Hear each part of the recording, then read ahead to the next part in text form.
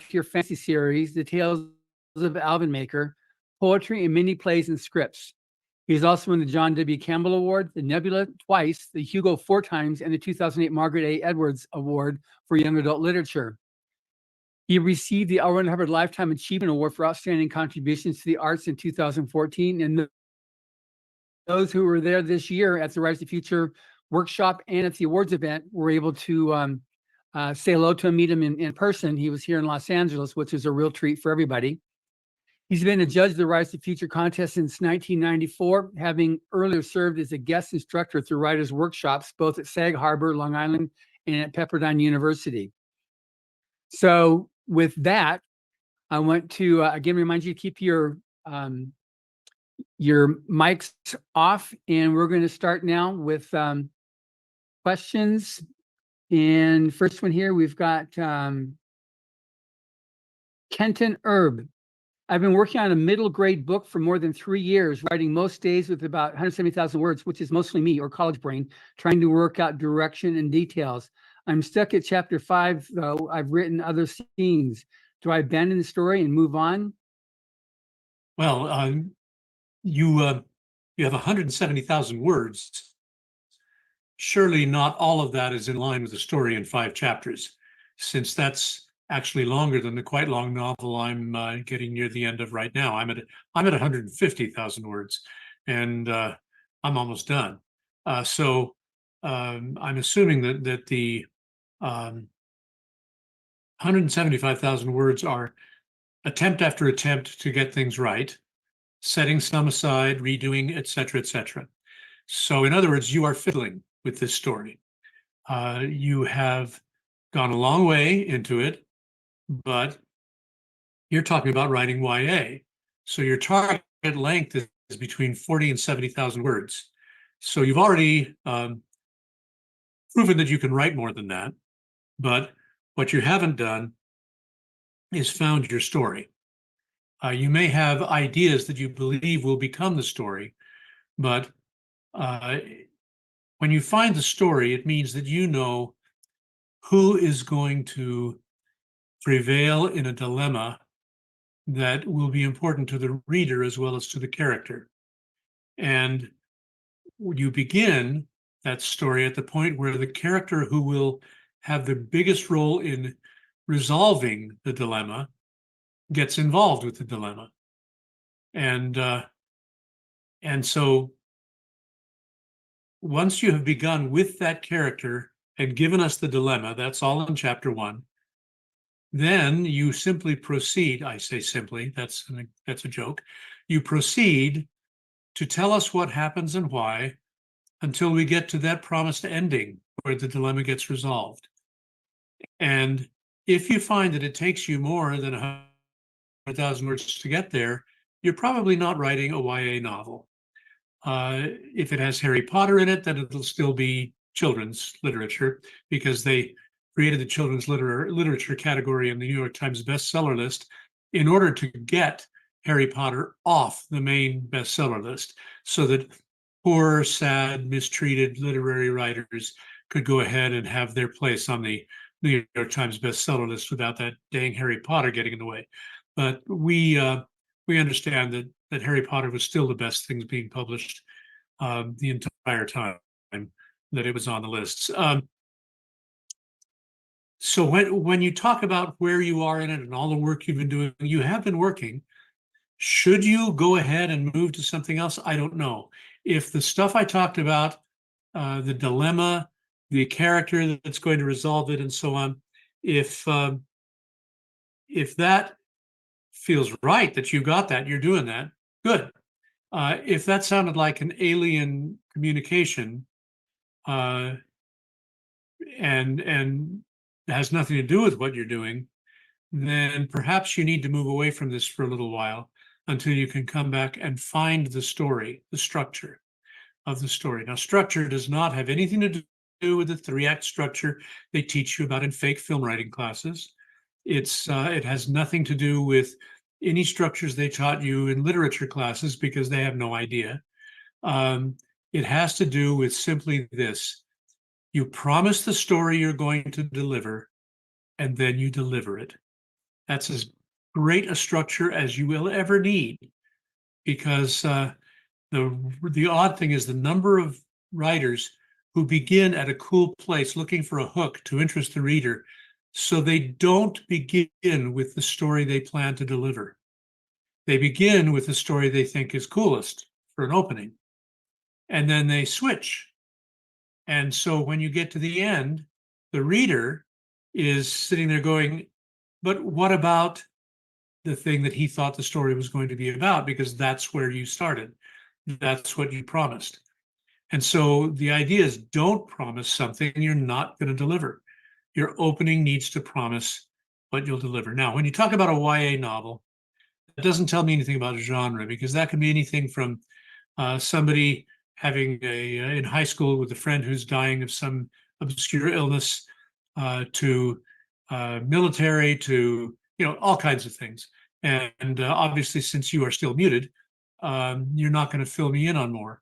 But since you know the actual genre, YA is an age group, and it is treated like a genre in our industry. But there's so many different kinds of YA novels that in order to be any more helpful than what I just was, I would have to know more about it. Now, has that been at all helpful? You can't nod. I can't see you.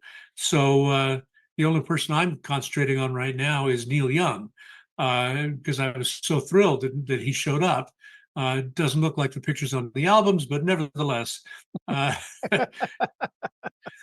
he's doing his best. Now, who was it? Was this Kenton Erb? Yes. Okay, so I am seeing you nodding. You have a better beard than mine. I resent that. And I hope that something I said has helped and made sense. If not, go ahead and follow up with another question later.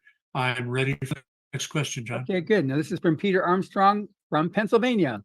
Should I use standard or metric in my futuristic sci-fi novel? On the one hand, it's likely that metric becomes a standard in the future, so it lends realism to use metric. On the other hand, my American readers may not know metric and are accustomed to standard, and I don't want to confuse them.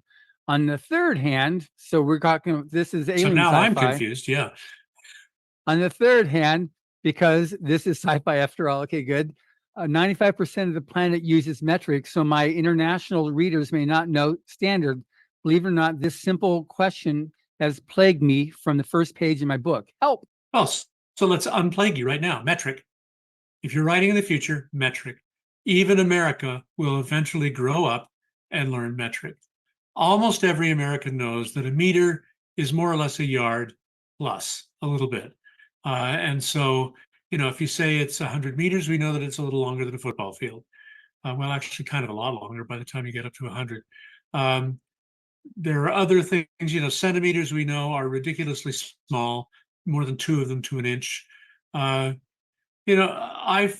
fiddled with that when I was starting out, and I really at that time had no idea what anything was. We know a kilometer is way less than a mile, so that 100 kilometers an hour is 60 miles an hour. There are conversions going on in our heads. The hard one is Celsius versus Fahrenheit. That is a killer, because the numbers work out all wrong unless it happens that all of your novels take place at minus 40 degrees. And so I would urge you to not only use metric, at the risk of confusing American readers who are already confused, so you're not really doing any harm. Go ahead and write for the world and let Americans catch up with the world. Good answer. Thank you. This is from Darren Lipman. Question: when judging Wolf's stories, what's the biggest area in need of improvement you've noticed? When judging when judging Rise of Future stories submissions, what's the biggest area? You got to understand, I'm one of the finals judges, which means I see the quarterly winners only. So all I see are excellent stories, and I and the other judges choose among excellent stories to choose the excellentest of them. And I think that should be a word. It is now. And so I can't tell you anything about where people are having problems. I know from my writing students the kinds of problems that I have seen over the years. And I have to say that after many classes of varying qualities, the problems are all the same. Nobody comes up with new problems. There are mistakes like believing things your creative writing professor taught you so that you're writing in present tense, worse yet, first person present tense, so that it's as if you had a notebook with you wherever you go writing this novel. Horrible, horrible choice. First person is a bad choice. Present tense is a ridiculous choice. And I'm not going to give that sermon again. I've given it 9 times already. And if you guys have access to those, you know. But trust me, all serious commercial writers know that English hates present tense as badly as French hates past tense. And the only reason we do present tense is because the French do present tense. And they do that because they hate their preterite, and present tense works better for them. Ours doesn't. And well, I'm going to give a little bit of this because we don't use our present tense. We use it occasionally in usages like saying we don't use our present tense. That's present tense because I'm saying that in general, over time, we do not use present tense. But in specific, hi, this is Bob. What are you doing right now? Well, I'm walking through the aisles of Lucky Supermarket, wishing that they had better quality food. What tense was that? That was present progressive. That is our real present tense. And man, if you start writing a novel in which every verb ends with ing, the reader will hate you and throw the book against the wall within 3 or 4 pages. It's just a vile thing to do to them because that is our present. But our past tense we use all the time. You see it when you're telling an anecdote. Yeah, I'm walking through Lucky's. I'm hoping to find some beef that looks edible. That quest is not working. And so and somebody says, what do you mean? Lucky's has pretty good meat. And you go, no, none of it was good. It looked like it all had been gray and spray painted red. Now, what did I do? As soon as I was challenged, I switched to past tense. Because past tense is how we tell the truth in English. Right? We tell jokes in present. Guy, a priest, a rabbi, and an alien go walk into a bar, etc. That's present tense because it's a joke.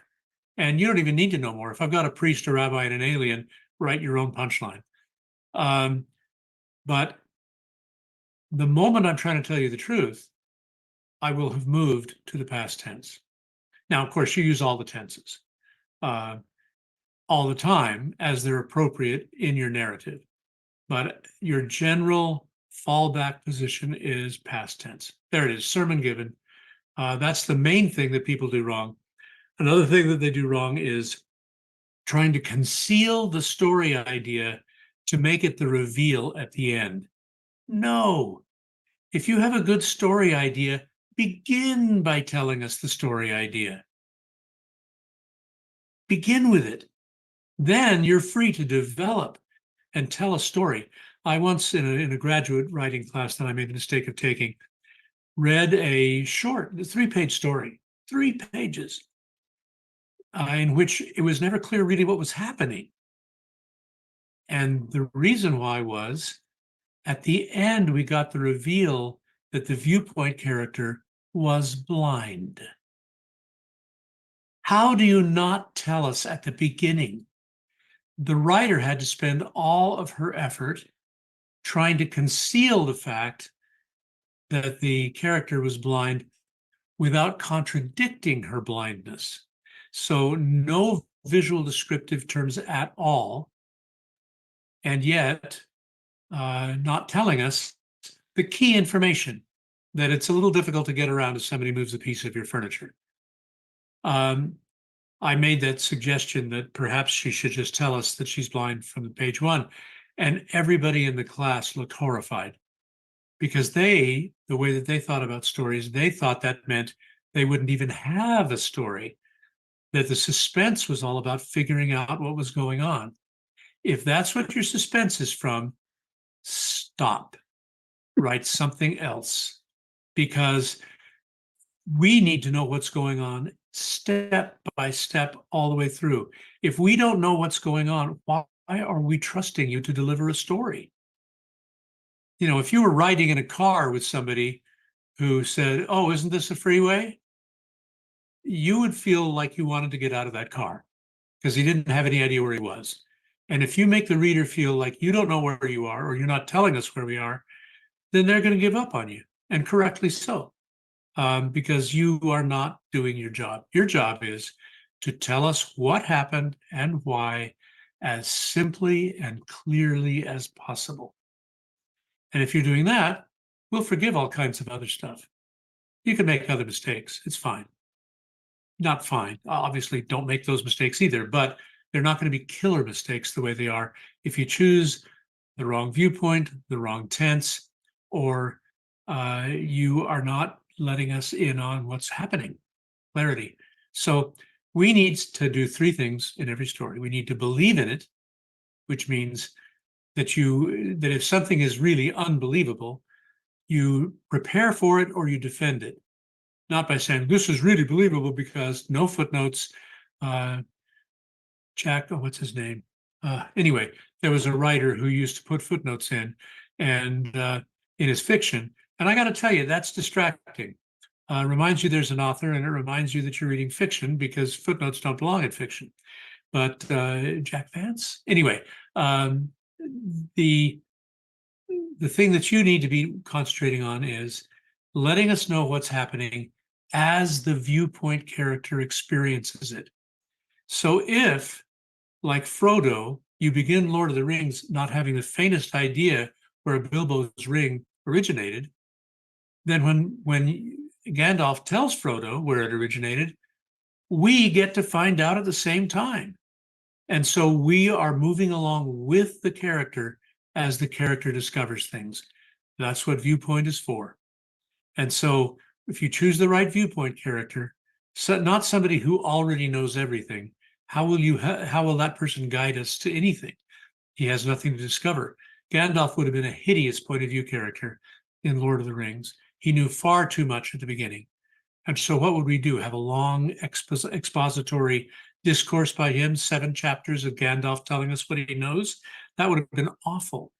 But that is, by the way, how Ben-Hur begins. Best-selling novel of the second half of the 19th century, absolutely a stunner, and beloved, stage production after stage production. Have you ever opened it and read? Anybody here, raise your hand if you have. I'm seeing no hands because, one, Montgomery Kelly and Kenton Erb. Okay, and you guys both look like you have maybe even more white hair than I do. And so, well, more hair, you definitely both have more hair than I do. But you're old enough that you might have actually tried it. But how does it begin? It begins with 3 people essentially supposedly representing Islam, Judaism, and Christianity. The author had no idea about Islam or Judaism, period. He was so ignorant that it was humiliating for those of us who know a little bit about those religions. But they were having a discussion that goes on. Basically, if you impregnate somebody at the beginning, the baby will be walking by the time you're done reading that portion.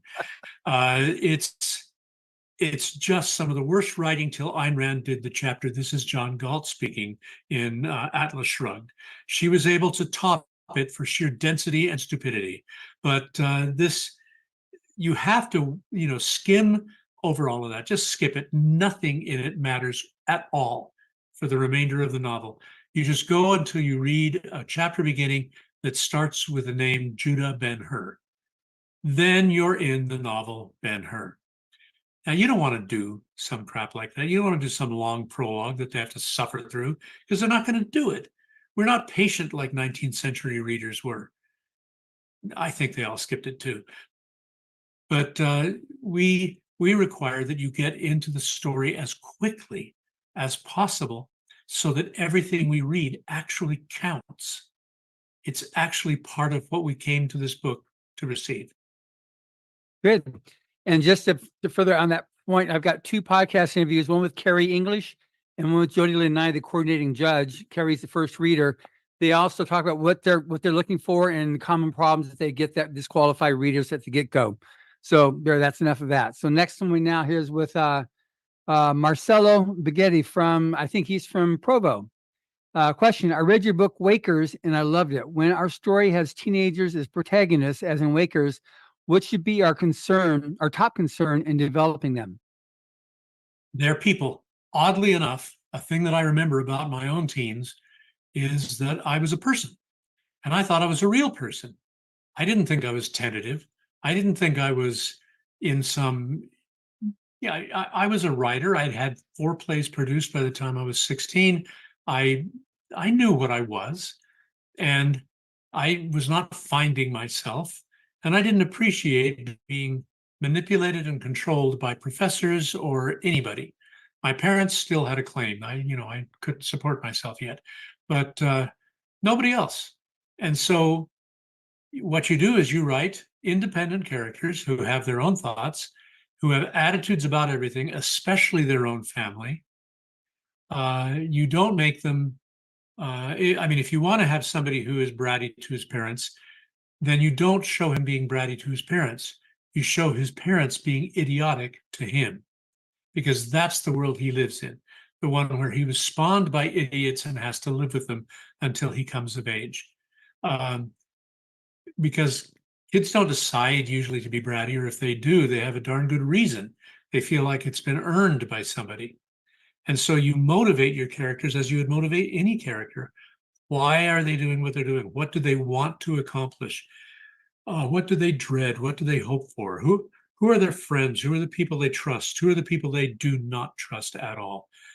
And so you develop them like people. Here's a secret that most people don't know. You also do that with children. They're ignorant, and you can play off the ignorance. I remember when I was 5, I was in kindergarten, and this kid formed a club that he allowed me into. But then I offended him somehow, and he said, "You're fired from the club." I had never heard the term fired. My dad was a grad student at the time. I didn't know people could be fired. I didn't know what it was. So I said, "With real fire?" And he said, "Yes," because I don't think he really understood what it was either, but he knew that real fire intimidated me more. So I went home, I talked to my dad about it. He laughed. I just hate it when adults laugh at your misconceptions when you're a child. But he explained that being fired has a completely different meaning. It has nothing to do with flames. It has to do with firing a gun, that you shoot somebody out of their job like a bullet from a gun. And that's what being fired means. So that was, good for me to know. I was an ignorant child. At the same time, I was already me, and I knew a lot of stuff. I just didn't know that thing. And doesn't that describe you right now? You know a lot of stuff, and yet there's some things you just don't know yet. And the worst thing is, to go back to Dick Cheney here, uh, there are the things you don't know, the known unknowns. But the worst ones are the ones that you don't know. You think you've got it sussed on something, and you just don't know what you don't know. And that's going to bite you in the butt every time. That's how young writers give themselves away. I remember reading, 14-year-olds, 14 and 15-year-olds, and several of them tried to write adult married characters. It was laughable. They had lived in a family with married adults. It happened in both these cases, and yet they had no idea how adults think, how married people relate to each other. Nothing, nothing. And so they gave themselves away. It was clear that they were just kids. When I do sessions with younger writers, I say, when people say write what you know, that's not true. Know what you write. Make sure you know what you're talking about. But if you only write what you know, then 40-year-old people can't write about somebody who's 45. And that's just stupid. We can write about anybody, any age, any time, any period, history, future, whatever. But What you can't do is write about a stage of human life that you don't know yet. I'm finally getting to where I might be able to start writing some old people, because I was never old before, but now I'm there. Uh, when I started writing, I often wrote about children because, first of all, that's where life starts. So if you're developing a complete character, why do you skip over the developmental portion? But the other reason was I understood children. I had been one and I was done. And so I could write children. But the weird thing is, I was criticized because my writing of children was so bad, because I wrote children who didn't behave at all like what teachers of gifted children experienced with their kids. And I thought, no, no, you don't know who they are. You only know how they act around you.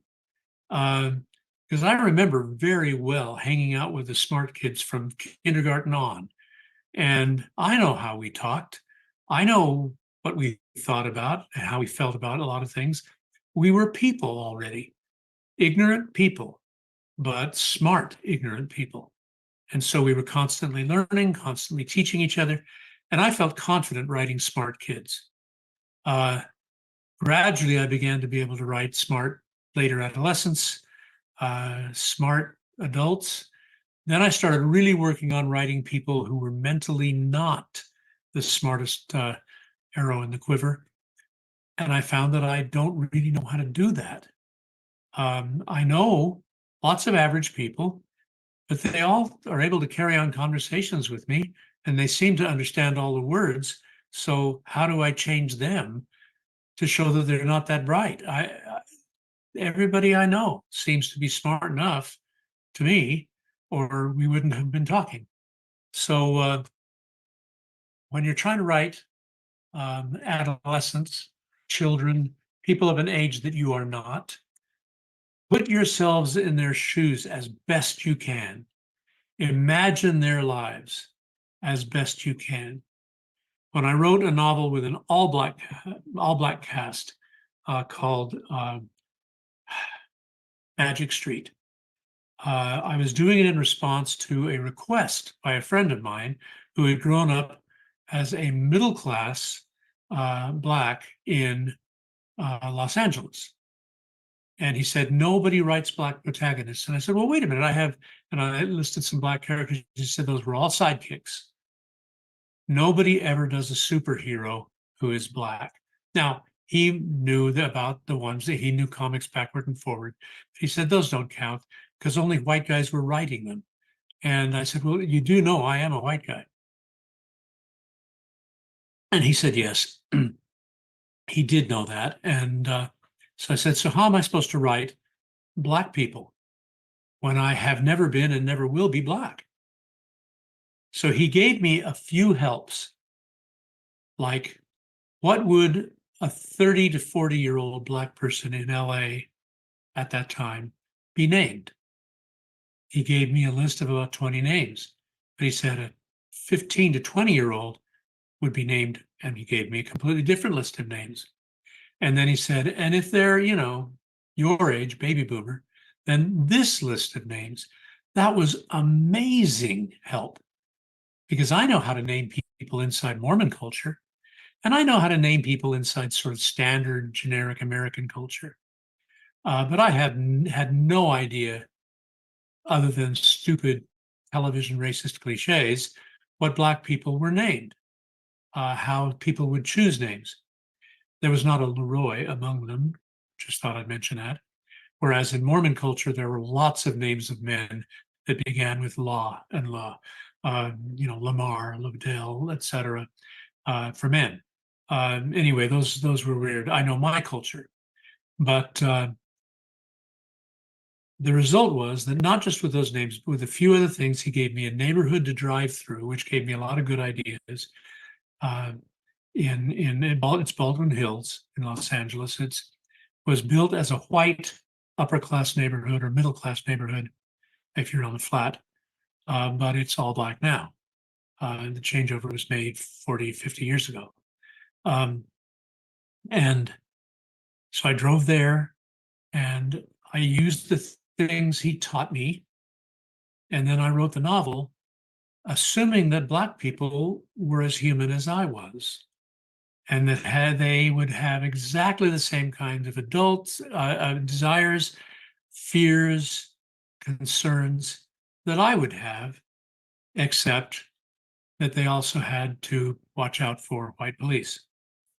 Um, whether they really had done anything and needed to or not, he said, there is no Black person who does not know exactly where the policeman is at all times. And I said, okay, yeah, I'll buy that. Then I just had them almost never run into any policemen because I didn't know if I could get that right. So when I finished the novel, doing it the best I could, I sent it to my editor at the time, Betsy Mitchell, and I had no knowledge of the fact that her husband was, in fact, Black. So she handed the novel to him without a word of explanation. And he read it and he came back, and here was his comment. And I knew that I had won. I didn't know that Orson Scott Card was Black. That was his comment. And I thought, okay. I was able to write out of my own culture because I had help and I imagined, I thought things through. And, it's the think method didn't really work to create great music in the Music Man, but it does work to create good literature. If you want to imagine a bad marriage and the only marriage you knew was your parents and they had a great marriage, then you have to think, what would they fight about? And start writing quarrels they'd have. And is one of them snippy while the other one shuts up? What's their style of argument? And you just imagine, you think it through, and you try writing little scenes that'll never be in the story. Don't try to bend your story to fit in these little practice scenes you wrote. Don't do it, because they won't fit. So you'll just bend your writing to no avail. But write little scenes so that you know who they are, so that you practice writing them. And then get started inside these characters you don't know. Now, slang. Teenagers use slang. Here's the problem. By the time you hear about their slang, it's already over. And so, and just take that as a rule. You guys all think that in some way you're still hip. No, you never knew the slang of your own generation, because the hip people don't become writers. They go on drugs and die, but that's an entirely different thing. Those of you who are boomers like me, I lived through the 60s and the 70s, and everything they say about those decades has absolutely nothing to do with the life I lived. I never demonstrated. I never, for or against any war. I was a college student and a high school student before that. And that's all. Just a guy doing what guys do. And so I read these things that are what really are going on. And none of them were going on with me or my friends. We were completely unregistered in American literature. So it's okay to write about teenagers who aren't using up-to-the-minute slang, because in the 2 years it takes to get your book on the shelves, it won't be up to the minute anymore. If you want to do what Anthony Burgess, was it Anthony Burgess? Anyway, did with Clockwork Orange. Who wrote that? Clockwork Orange? Anthony something, I think. Anyway, he invented his own future streets of London slang. And it was brilliant. It was one of the best things. And if you study a little Russian, you go, oh, here's where he was getting his slang. When he had the word for great, terrific, be horror show, I just thought he made that up. No, the word in Russian is хорошо. Хорошо. And so if you want to say great, terrific, you say хорошо. And in England, that's horror show. In America, we say horror show, and so it's not the same, but it was just brilliant. And the slang was believable because it was ahead of our slang today. When he talked about his droogs, we had to figure out from context that meant the guys he hung out with, because droog has no meaning to us now. nor do I think it has any in Russian. I may be wrong on that. And so what I do to create a good slang is I go to another language. I don't name it. I mean, in that case, we would know that it was Russian and it would be okay. But I'll go to a language nobody knows. I've used Portuguese before, but I've used that enough now that I can't get away with it. But I'll have people say things that work in a different language and say them in English, which is the language you're translating your book into. At least that's the conceit, is that it's not written in English by the characters, but in fact, English is the language that you're using to translate it into for us. And you can get yourself a good slang for your teenagers. Just remember that children are using warmed over teenage slang from 10 years before. And so it's okay for children to have out of date slang just so that older kids can ridicule them. It's really fun to have a kindergartner today say rad and have some skateboarding 12-year-old go, oh my gosh, are you 40? And that's fine. Okay, good. All right. By the way, I just so everybody knows, John knows that when you're working with me, if you don't interrupt me, I never stop. And so I take drinks now and then when my mouth dries out, and you notice he's seizing those opportunities to move us along. So please, John, go ahead. Okay, thank you, Scott. So, and also I see Stephanie Talents here. She was a winner in volume 40. She wrote the story Life and Death and Love in the Bayou. So welcome, Stephanie. It's an awesome story. You can read it when you get your copy of Rise of the Future volume 40. Jack Nash is here too. Who? Jack. Oh, good. Hello, Jack. I hadn't seen his comment. I just saw Stephanie's comment here. So welcome, Jack. He was a grand prize winner. So he was just on United Public Radio this afternoon with Joe Montalvo, who's also here with us right now. And his podcast just went up today too with as a grand prize winner on the Rise of the Future podcast. So we're surrounded by celebrities. So this is great. Yeah. Okay, everybody here is a writer. I'm not impressed. Just because they won a prize. I've won some prizes. They sit on my bathroom shelf. It's fine. I'm glad I won them. They made a difference in my life back in the 70s and 80s. And now they don't mean that much. It's what I'm writing now that matters. Anyway, my little comment on awards. Go ahead. Thank you. By the way, if you're going to win an award, the Writers of the Future Award is the kind you want to win, because it means publication in an anthology that people actually read. Volunteers read Writers of the Future. Okay, plug over. Good. Okay, thank you. This is from Andrea Ferrari Christeller. How do you manage depth of character in short stories? Well, you still have to tell the readers that they're dead. That's an important step.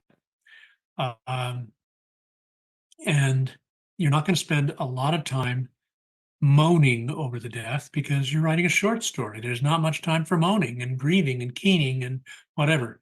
Okay, the question is depth, D-E-P-T-H. Oh, I thought you said death. And I thought, yeah, I realized that the way you're answering it. So yeah, depth. So deptha, D-E-P-T-H. Deptha, the deptha of characters. Okay, there are no deep characters. They're all exactly one layer of letters deep. You can't do anything else.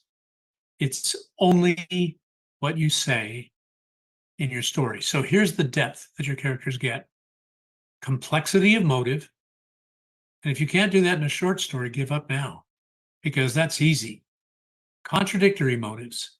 Motives that they're embarrassed about, motives that aren't their real motives, they're just what they think their motives are, but later we'll find out what their real motive is, but we've seen them act on their real motive all along.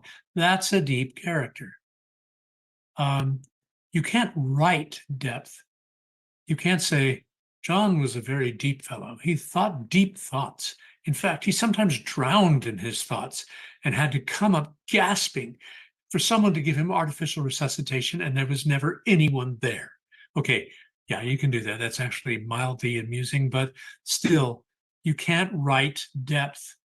You can only show a deep character doing things that arise out of an as yet untapped psyche, which all of us have.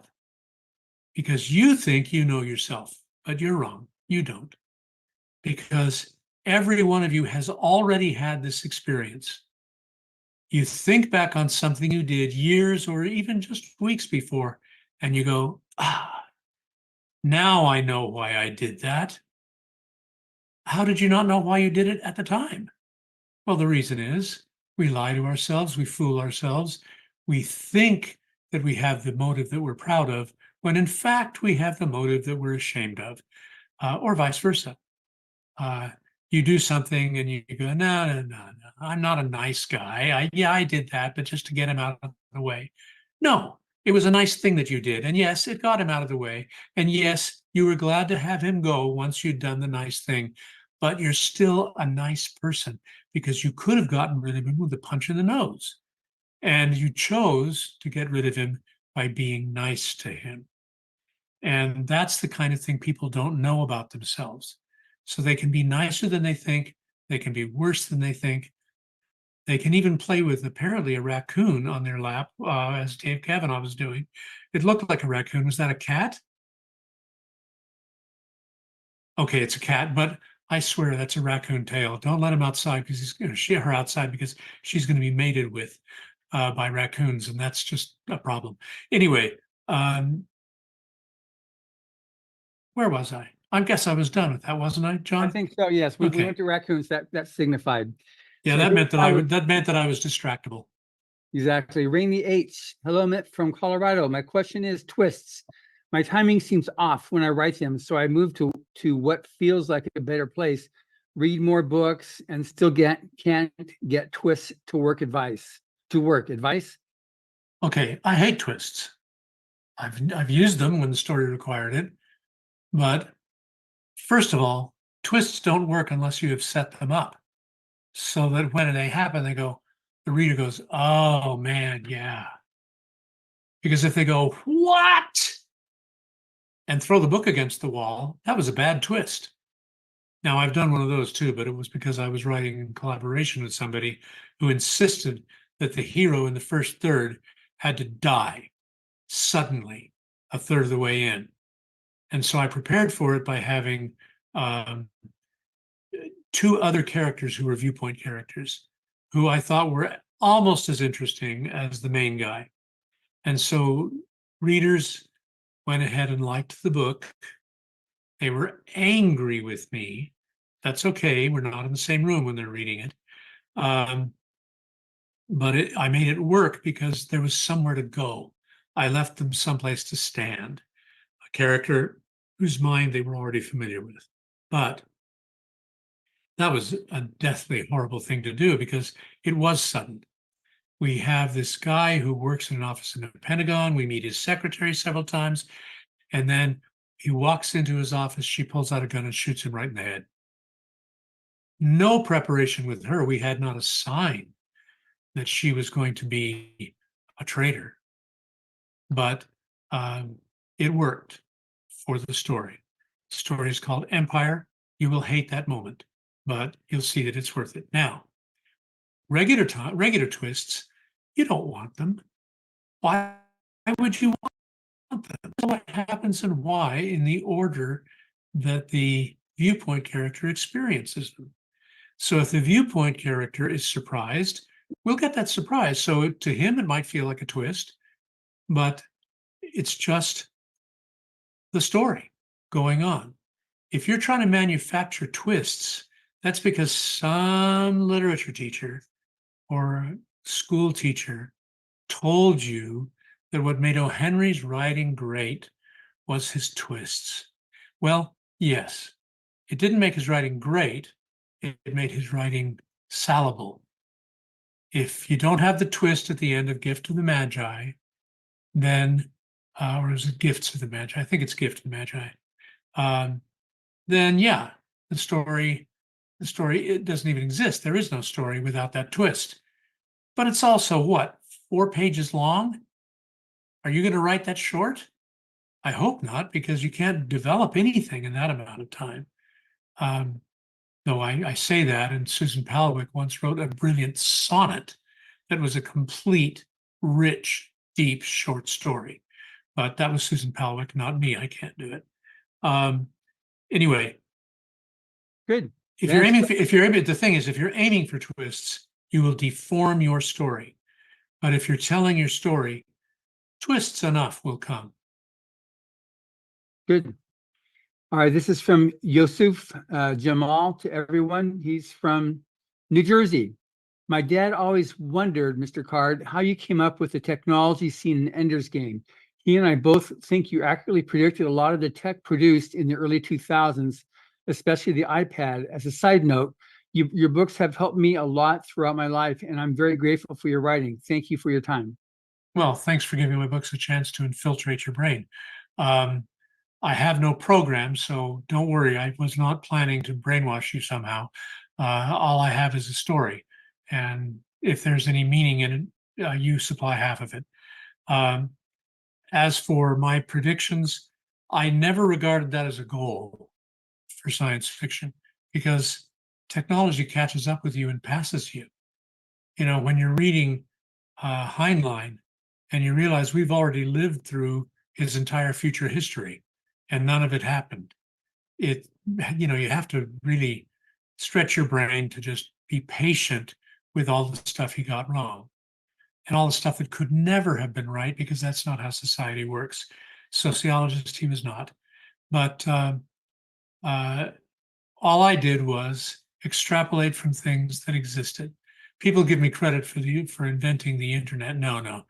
I was already online with Delphi and CompuServe before I wrote the novel of Ender's Game. And those online things don't happen in the short story that I wrote in 77. So that first copyright date has nothing to do with the book. The book is 1984, I think, maybe 83, 84. And some form of online networks already existed. However, the iPad seems to me to be absolutely obvious. People keep giving Steve Jobs the credit for being a genius, just like they give Bill Gates the credit for being a genius. Nothing they did was new. Nothing. I already had a better MP3 player than the iPod when the iPod came out. I liked it better. It was the Rio Riot. It was cool. It was classy. It wasn't a little cigarette case of a box. And Steve Jobs was given credit for cool design for a cigarette box with no labels on it. That was just laughable to me because the press believed everything Steve Jobs told them about how cool he was. Bill Gates, we keep getting told he's a genius. And maybe when he writes little programs to play Minesweeper for him, along with another guy who works for his company, trying to compete with each other with their little Minesweeper programs. Maybe he's a genius at that. But his Microsoft DOS or IBM DOS, PC DOS as it began, is just CP/M.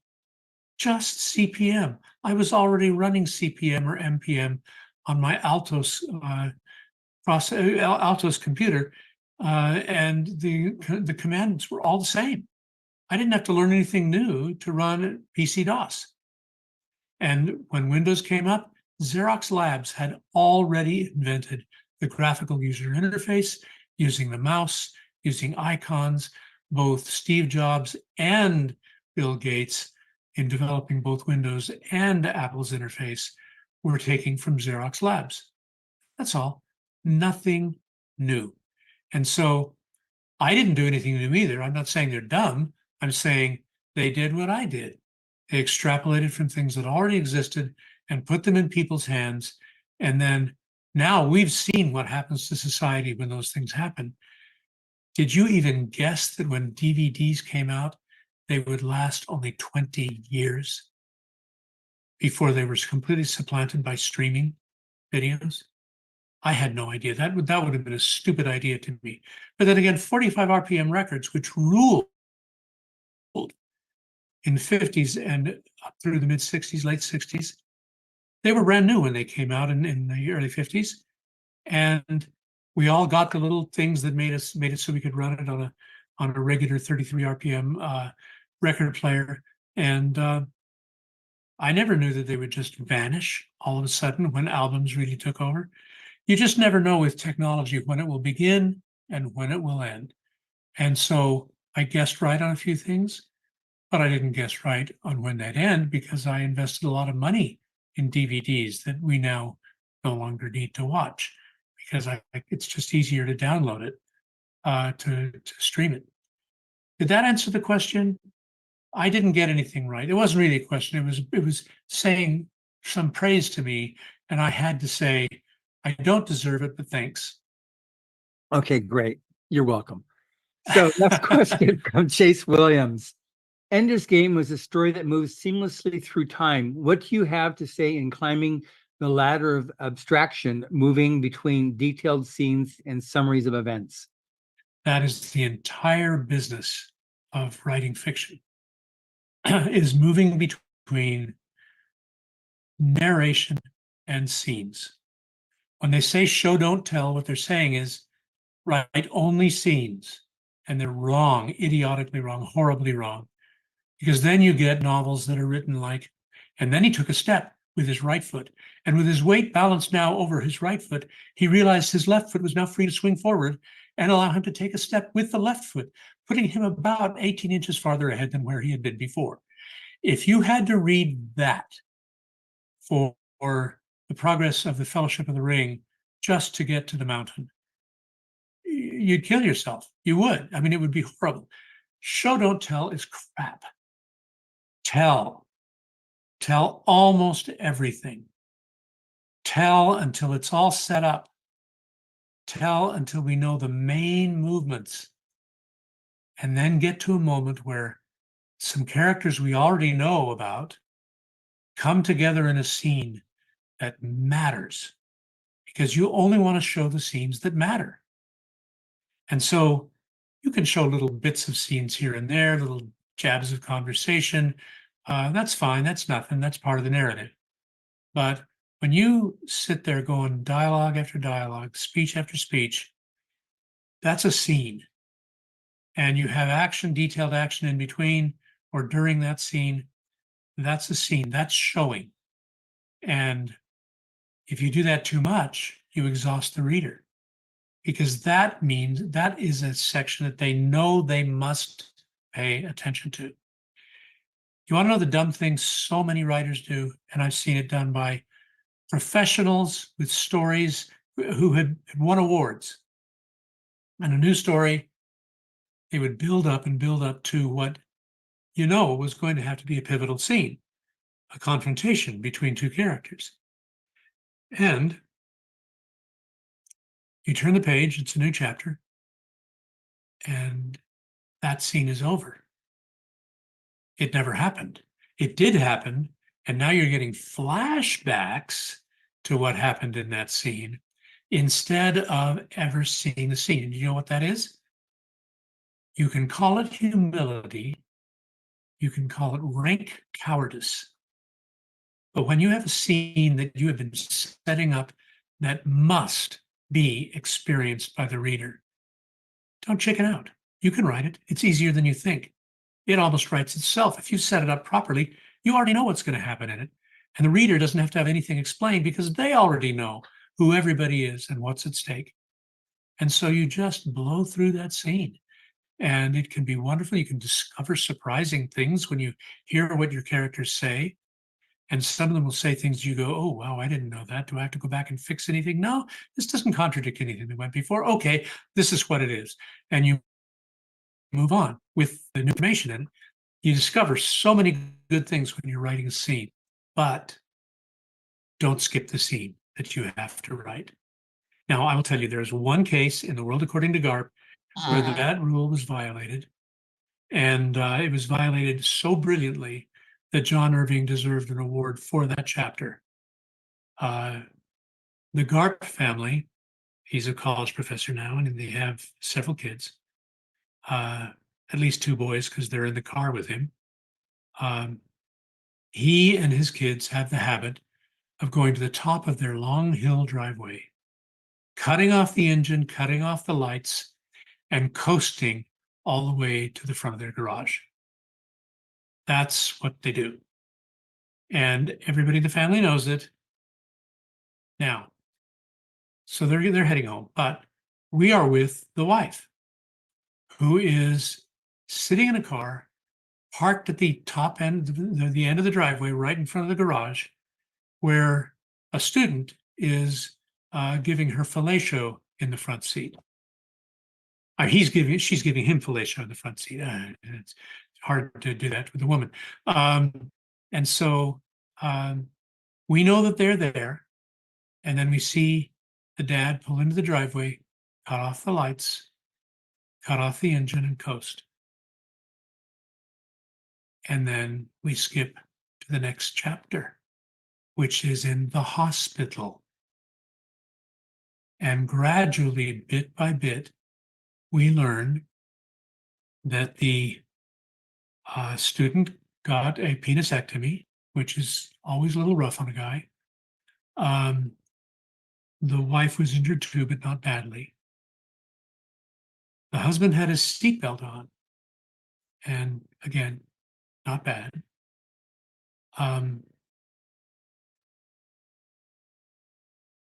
of the boys, the one in the backseat, did not have his seatbelt on, and he was blinded by the gear shift, the floor shift, the stick shift, when his head came forward, and that caught him in the eye. And we know all kinds of things now. We are told everything that happened, except the name of the other son is never mentioned. And by halfway through the chapter, you go, he's dead. He's dead. And he was wearing the seatbelt in the front seat, but he was strangled on the shoulder strap. And his neck was broken. And so we find that out in the last paragraph of that chapter. I fell apart because by then, John Irving had prepared me by the absence of that boy and the absence of any mention of him. Everything else was believable and set up and everything, but when we found out that he was dead, we already knew it and hated it. And I don't think I was the only guy who ever cried reading that chapter. Now, can you bring that off?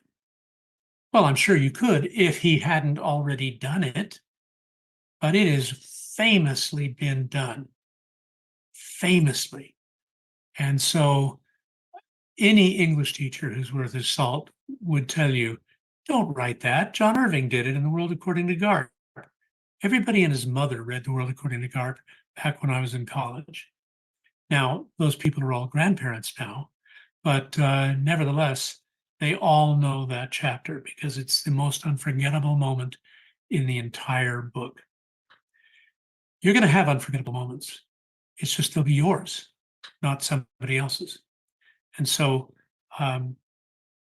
what question was I answering here? I was answering the question. You're talking about the ladder of abstraction and. Okay. And that's right. Narrative is not abstract. The narration has people doing stuff.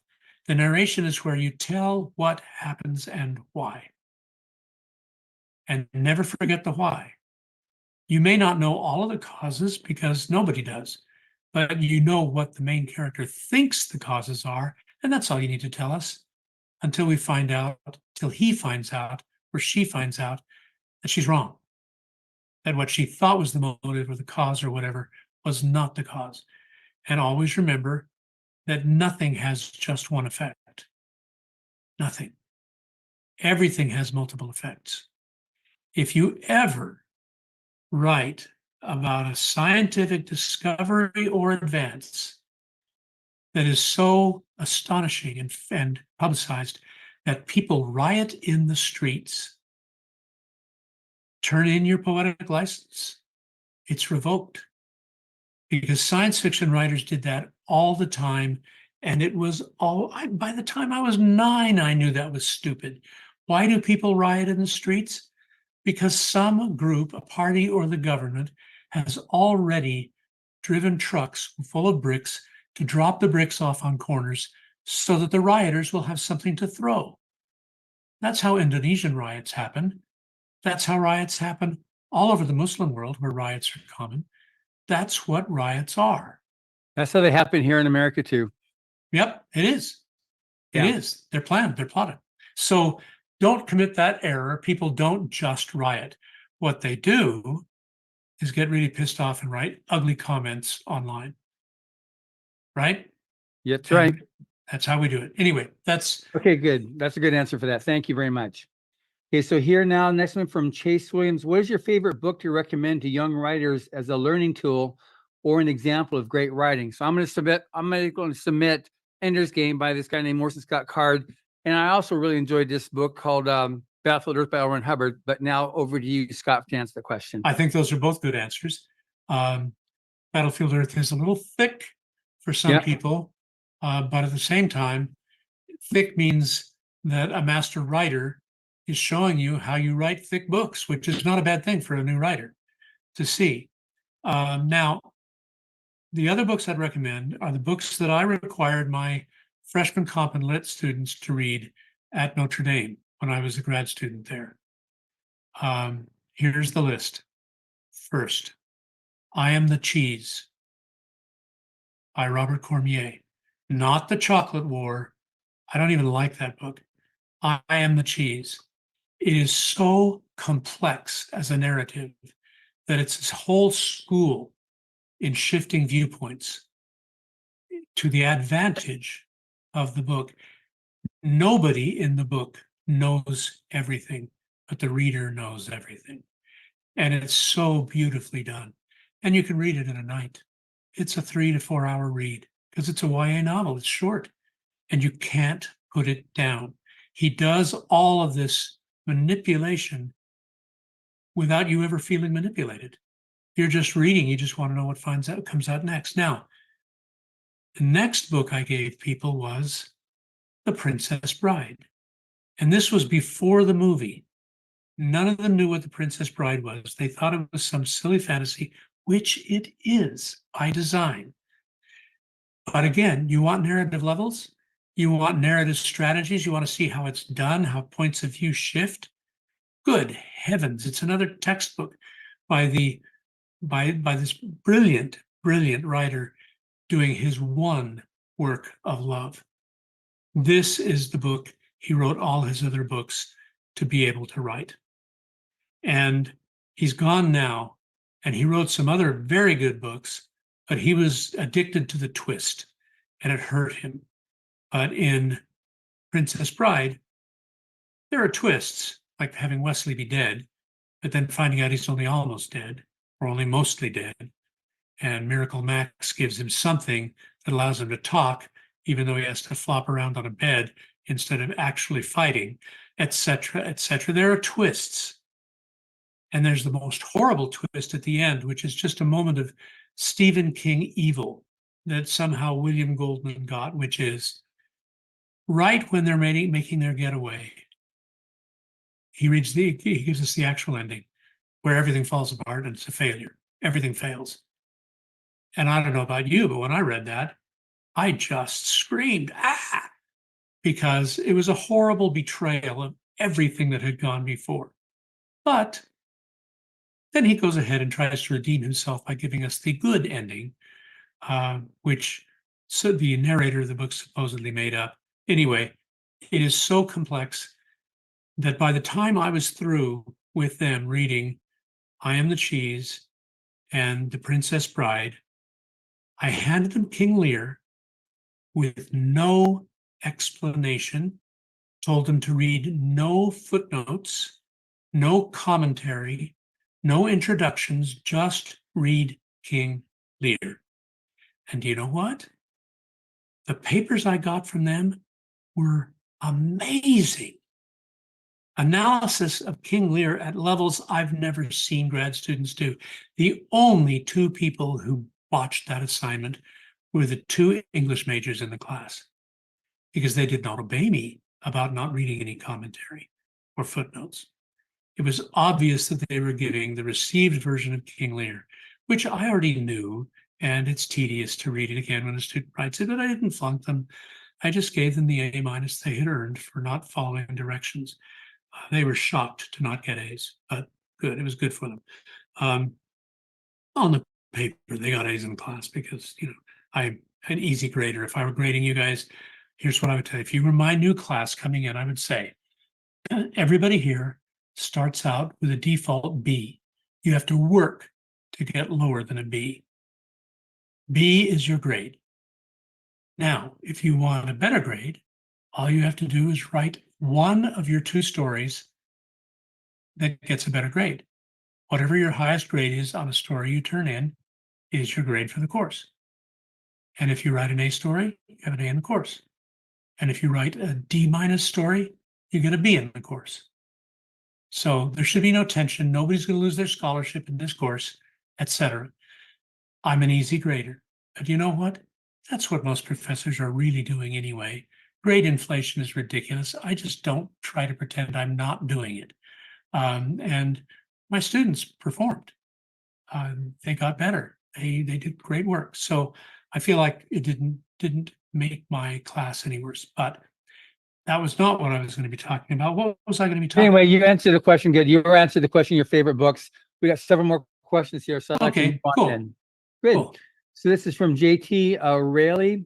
Do you use scene sequel or motivation reaction units or some combination of them for your scenes? What is the right balance? Wow. Sounds to me like you've taken a screenwriting class. Um, all of those were completely nonsensical words. I'm so sorry that someone taught them to you and made you think they were real things. Just tell the story. Tell Good. what happens and why, period. Good. Thank you. Chase Williams, question. What are the most common flaws you find in young writing? So you kind of like touched that already with your last answer. We got some more questions. I'd just like to move on here. I answered you, Chase. You got it. Yeah, exactly. Michael Strickland, question.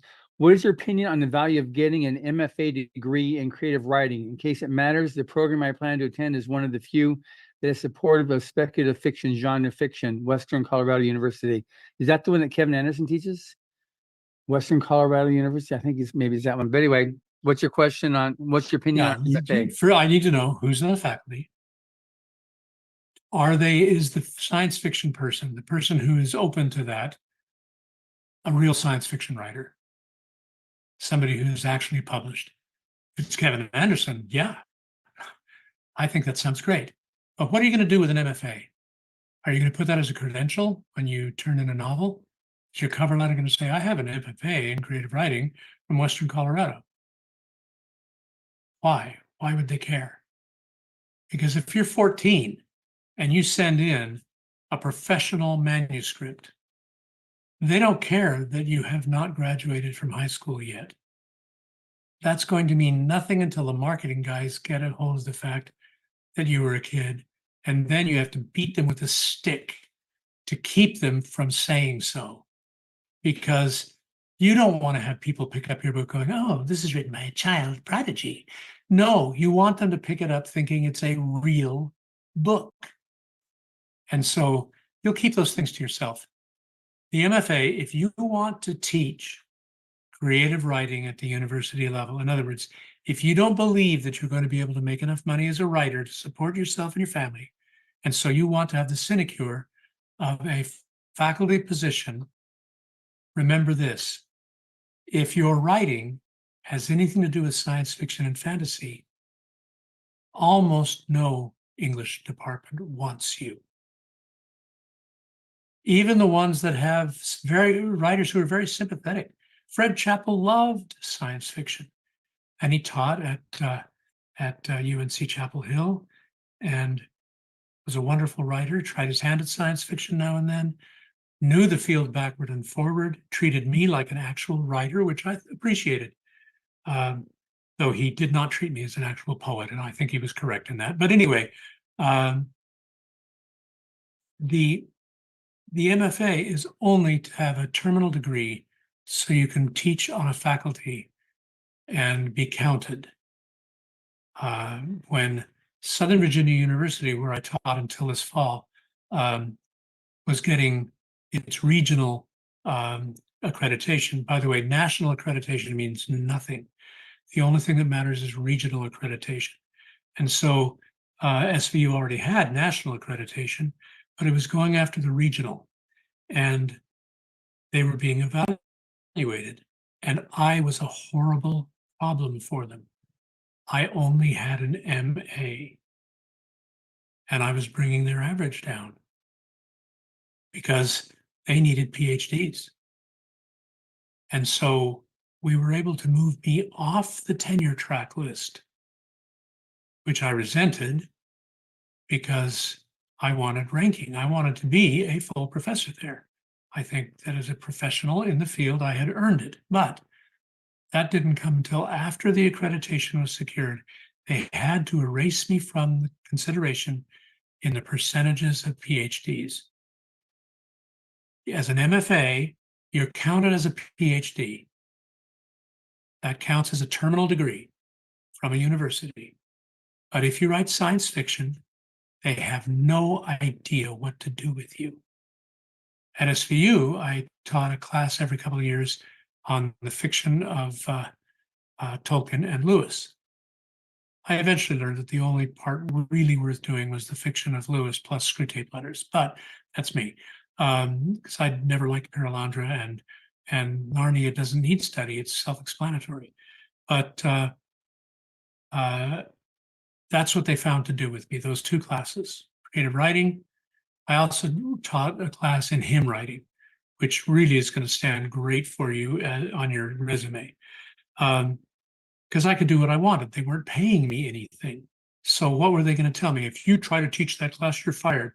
My money would increase if I didn't have to have a commute to Southern Virginia University. Anyway, I would urge you to remember that most MFA teachers are people who wish they were making a living as writers, but couldn't.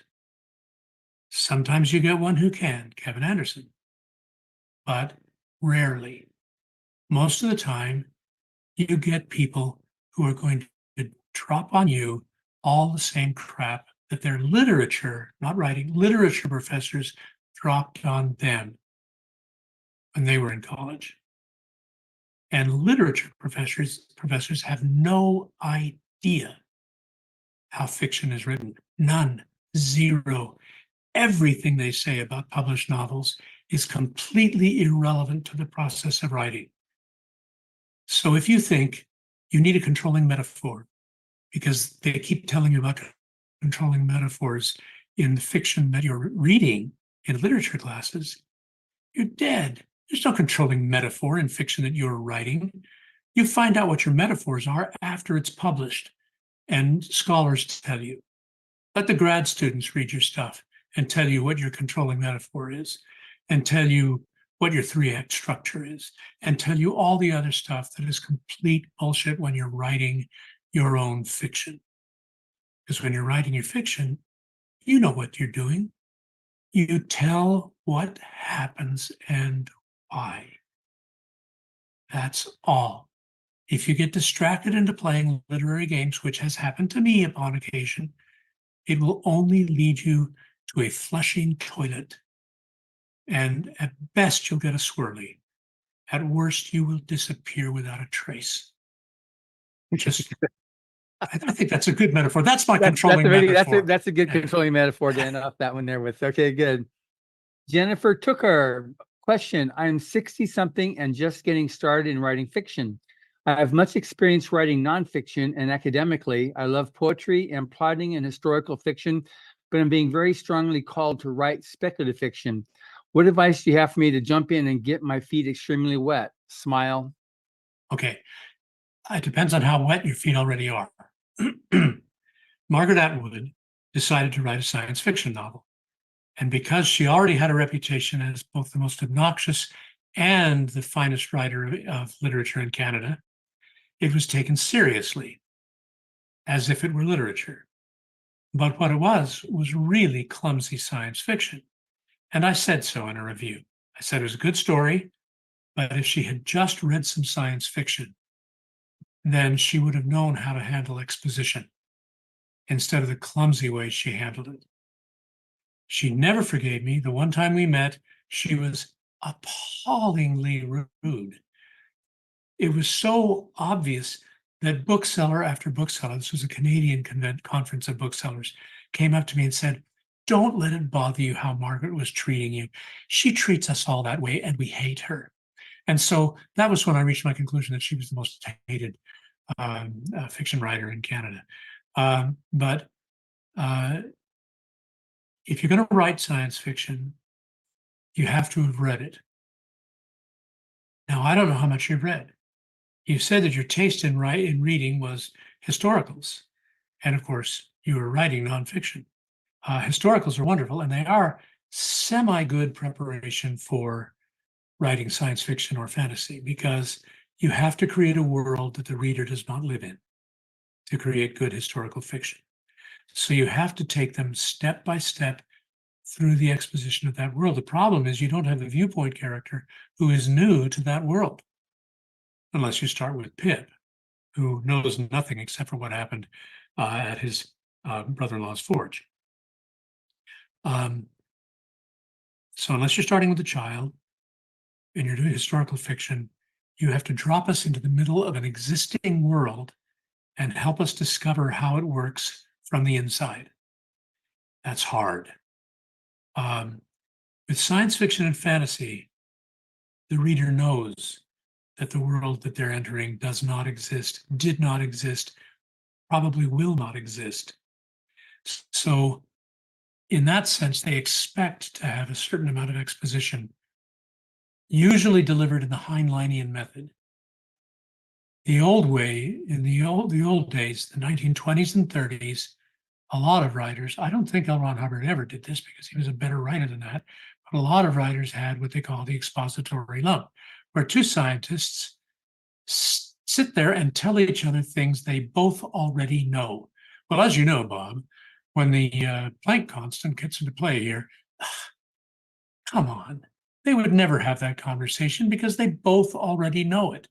But that was constantly done. It was the equivalent of the comedy of manners, the French bedroom farce, where the maid and the footman have a conversation telling all about what's going on in the lives of the rich.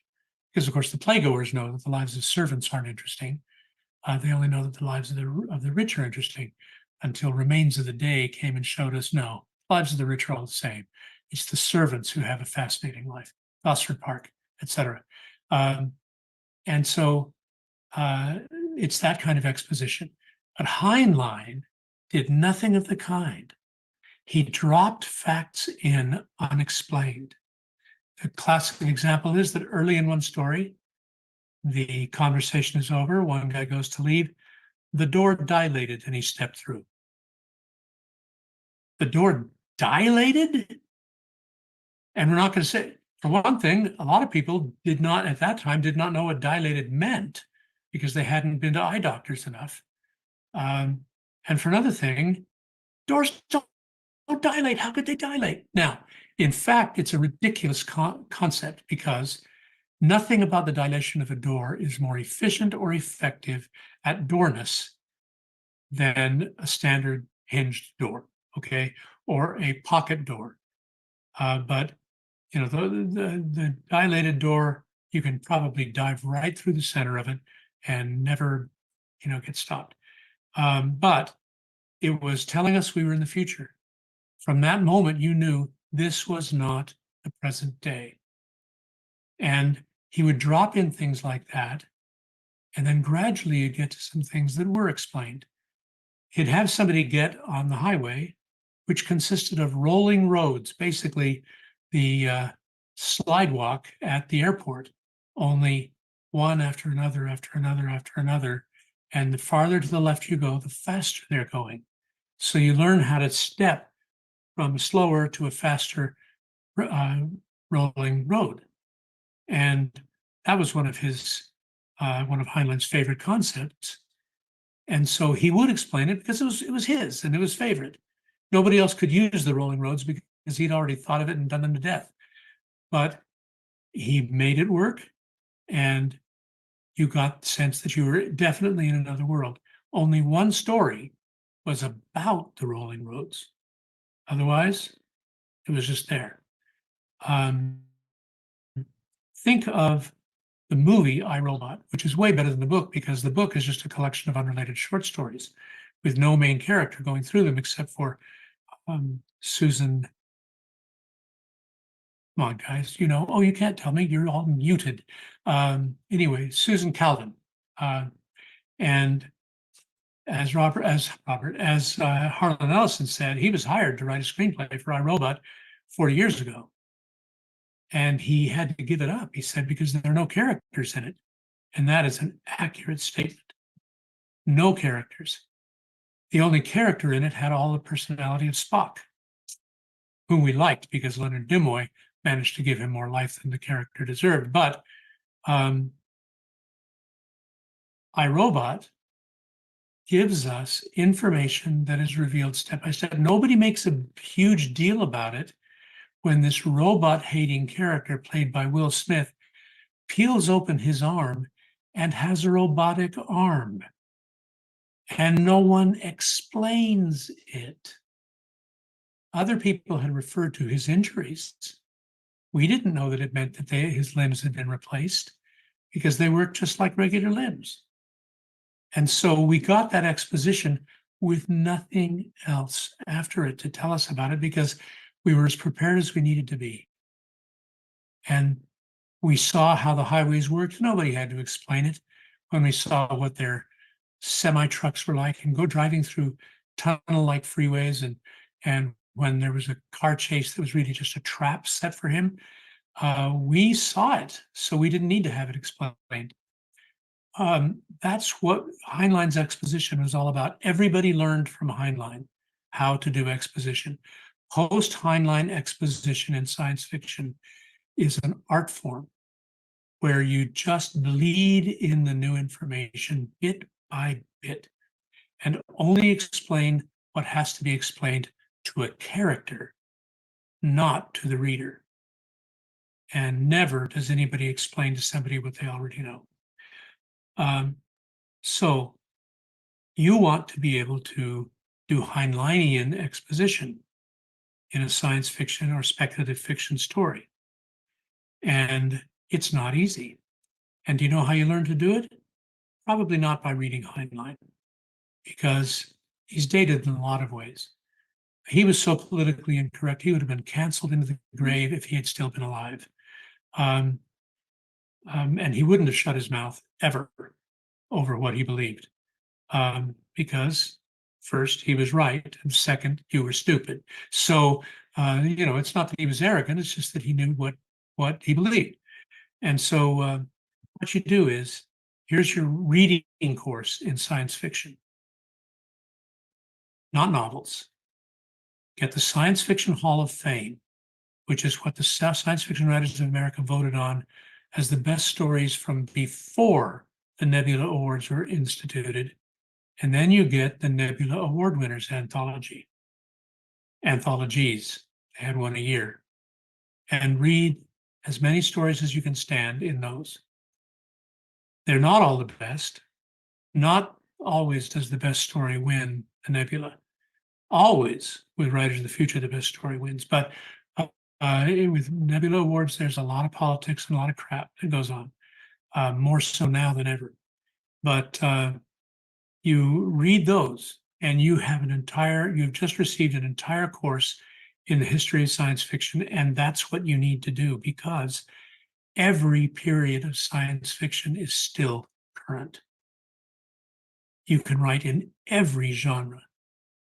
The best science fiction novel in the last few years was The Martian by Andy Weir. That is a the Campbellian analog story from 1948, written now, so the F word is in it, which couldn't have happened in 1948. And needlessly, I just thought, why can't this guy just talk like me and my family? Anyway, if you read Andy Weir, if you read his The Martian, then you're getting current 1948 fiction, because there are people still writing 1948 fiction. Larry Niven is still writing mid-50s science fiction, as he always has, because in the 60s, when the new wave of science fiction came, Larry Niven didn't like it. So he kept writing the science fiction he liked. And there are those who say he single-handedly kept the science fiction genre alive during those years because the readers didn't want weird, arty stuff. The readers wanted Niven. They wanted more Blish. They wanted Ursula K. Le Guin, who, despite the fact that she is literary at heart, very rarely wrote anything that was literary to the point of excluding regular readers. So if you want novels to read instead of those anthologies, which may be hard to get, here's your reading course with novels. Ursula Le Guin, Rocannon's World. I know, not Left Hand of Darkness, not The Dispossessed, the early stuff. You want to read Larry Niven, and you want, is Ringworld the one he wrote with Jerry Pournelle? Yes. Okay, that one is good. That's good, even though it ends with a punchline. But I'm trying to think of what my go-to Niven would be. I used to have all of his works memorized. They were just on a list right there. But that's what happens when you get old. Your lists start disappearing. But Larry Niven, you have to know Harlan Ellison. All he wrote were short stories, so get a collection of his short stories. Ray Bradbury, and I recommend The Martian Chronicles, even though when he wrote that, we already knew enough about Mars to know that every single scientific idea in The Martian Chronicles is false. But he wrote it about the Mars that he grew up believing in. The Mars with canals. I'm going to leave out all kinds of writers that I should. You have to read Dune. You have to read Dune. The new miniseries, 2 movies that HBO did the first one of, and the second one is in theaters right now. I think that is the first time that has had a decent film made of it. And Timothée Chalamet is so much better than any of the earlier leads in the movie. In that movie, it is an outstanding movie in its own right. And so if you want to skip reading Dune, you can. But here's what my wife tells me. She had never read Dune, and she sat on the couch beside me watching the first installment of Dune. And we had to pause probably 25 times for me to explain what was going on. So the movie does not carry its own expository burden. Read the book. Read the book. And the audiobook is good. It's worth listening to. So if the book looks too intimidating, just put it in your ears and the time will fly by. I'm leaving out so many wonderful writers, but that's a good start. If you know those, you'll have an idea of what a science fiction novel needs to be. Now, if you're writing YA, Singularity by William Slater, one of my absolute favorite young adult novels. And yeah, that's it. That's my list of YA novels. Good. Thank you. So Because we got, I hope that helped at all, Jennifer. Good. We're up to 55 new messages, so I'm going to try to motor through these things here. So, Mark, I thought you said it was only 7 more. Yeah, well, that was then. Now it's now. So, my prologue office is from Mark Green Low, and my prologue offers elements to the second book in the series. It hooks the reader in the present tense. Then the protagonist tells his story in sequence to present day. Is this an acceptable format? Absolutely not. You have a prologue. Why? You use your point of view character. When your point of view character finds out stuff, then the reader will know it. Why are you giving us crap that isn't in that material? Why are you trying to hook us with something that isn't part of the story? If it says prologue or even hints at being a prologue, we know it doesn't count. I skip prologues now because if the book's any good, I can start where the story starts and I'll find out everything from the prologue that I need to know. Take George Martin's Song of Ice and Fire. Game of Dragons, the first book. There's a double prologue. And guess what? You find out everything you need to know from that prologue in the process of the first 4 volumes. The weirdest stuff you don't even find out or need to know until volume 4. So why? Prologues prolong the beginning. I have committed the crime of prologues. I wrote a 2-page prologue that really hurt the sales of my book on the novel Lost Boys. And I wrote 2 chapters of prologue to my novel Heart's Hope, which I think is my very best writing. But the prologues don't begin the real story. And so even though they contain information, the information you get from them is information that was already in the book later when things came up. Trust your storytelling. Use your structure. Begin by promising the book you're going to deliver. If you're going to deliver a book that consists of all prologue, by all means, start with that so that the reader knows not to buy it. But if you're going to write a story that has a beginning that promises that we're going to care about people, prologues are the enemy of caring.